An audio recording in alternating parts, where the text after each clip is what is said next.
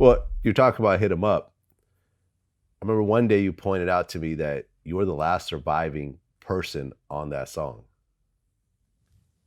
Depressing, sometimes, to think about that. Because even Johnny J is gone.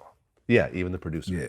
And another record, All About You, because even Nate's not here no more.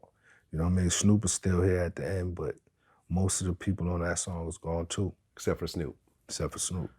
Yeah, and he just did the outro. Right. He's not even on the song. Yep. Nate Dogg is gone. Who did the beat? Johnny J. Oh. How did Johnny J pass?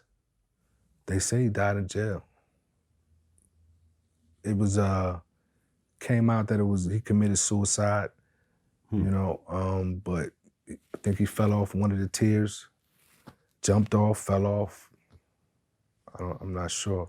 It was really sketchy, you know what I mean? The story that came out about Jay. Yeah. Yeah. Sad. That he was even in jail at the time too. Well, Fat Joe was on live recently, and he was talking about how he purposely never liked Pac because of his friendship with Biggie. Mm-hmm. But then when he heard Changes, that made him change his mind. He actually cried Mm-hmm. when he heard that song. And what you pointed out was that Tupac wrote Changes at 19. Wrote Changes that was at an 19. old song. That was on his Interscope demo. Oh, right. And he didn't use it for Tupacalypse Now. I don't know if he couldn't get the sample cleared at the time, because that's I think that's Bruce Hornsby. Yeah. And but yeah, 19. Maybe even yeah, I say 19. Yeah, and you could hear it in the rhyme style. Mm-hmm. That was like, okay, I haven't been rapping that long. I need to stay on beat the whole time. Let me not really hop around, you know, kind of bend my words and, you know, do the stylistic things that he learned how to do later on. I got a message, so I need you to get into the message, and I don't need to, you know, tie you up mentally with too much trickery.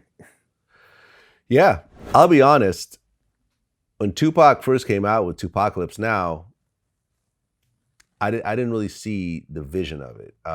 Brenda's Got a Baby, that was on it, right? Mm-hmm. That was the standout. And Keep Your Head Up was on there? No, I was on the second one. Okay, so Brenda's Got a Baby, Mm-hmm. I thought was the one standout on that album. It was like, oh, okay. This is actually like he's a big kinda song different. Right here, like a real deep, right, important song. Especially at that time.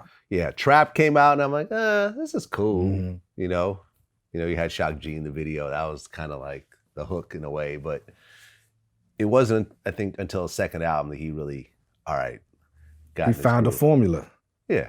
You know what I mean? He found a formula, which was, you know, I guess in a way splitting the Gemini in half and saying, I could do these records for the fellas and I can also do these records for the ladies and give Interscope the singles that they want, still keeping my core fan base satisfied, you know what I mean? And doing it with, you know, okay production at the time.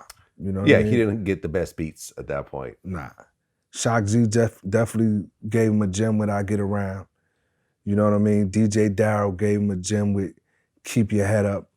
You know, but Pac didn't spend a lot of time on picking beats because, again, it was what he had to say.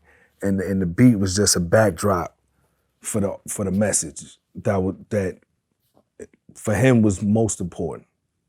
Yeah. You know what I mean? Until he got to Death Row. And then it was more beats. Me Against the World, Death Row era, he started to pay a little bit more attention to production and spend a little time on it. Yeah, but then by that point, every producer wanted to work with him. You know, Mm-hmm. he was on Death Row, which was a hit factory. Right. Dr. Dre. All the best producers was right there. You know, Dr. Dre. He didn't have to go nowhere. There. Yeah. A lot of people don't know that you have a baby with Tupac's sister. Mm-hmm. Your oldest? He's a man now, actually. He's a big baby. He's a man. He's actually a man. How now. old is he? He's 24. 24. Yeah. Okay. And you just don't hear a lot about Pac's sister, period. Mm-hmm. Sometimes you even forget that he has a sister. You know, because she doesn't do interviews. Mm-hmm. She's not, is she on social media?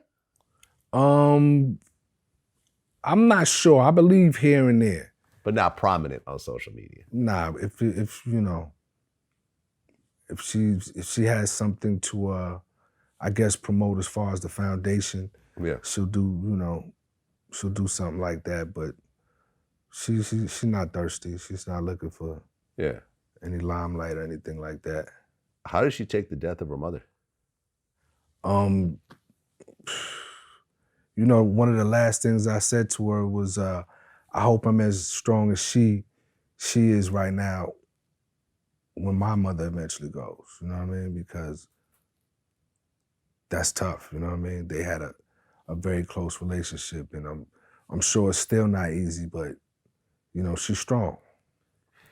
Yeah, it must be tough with such a big figure like Afeni, and seeing her mom go through the death of her son at 25, was it? 25. How did she take the death of Pac? Afeni? No, his sister. The same, like devastated, you know what I mean? Like for years, a lot of time, and you know, grieving. You know what I mean? Grief is a long-term process. It's not something that just, you know, gets wrapped up 6 months, 12 months, 2, 3, 4. Yeah. You miss somebody and you love somebody forever. Yeah. I mean, I lost my dad since our last interview. Mm-hmm. So I got to. We spoke about that. Yeah, we spoke about it. Yeah. It was a tough one. So you know. Yeah, I do, unfortunately. So now the estate is run by who exactly? Your guess is as good as mine right now. Vlad, you know. Because wasn't it with Tom Wally or?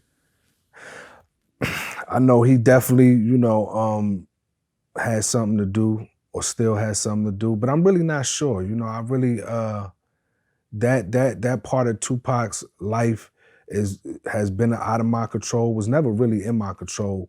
I had limited control over musically in the beginning, but it's other people that handle Tupac's business now, and I'm not one of them.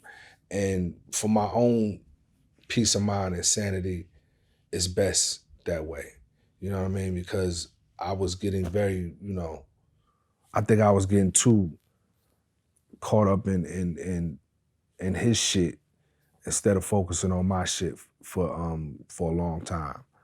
You know what I mean? That's why I don't even really, you know, like to do a lot of interviews anymore, because they turn out to be, you know, more Pac, you know, leaning. But I understand, you know, I'm part of history, you know what I mean? And, you know, I also don't want to be stingy with that history too, you know what I mean? And if people can get jewels and learn something and you know, take our history and add on to it and continue pushing it forward, then I'm all for that.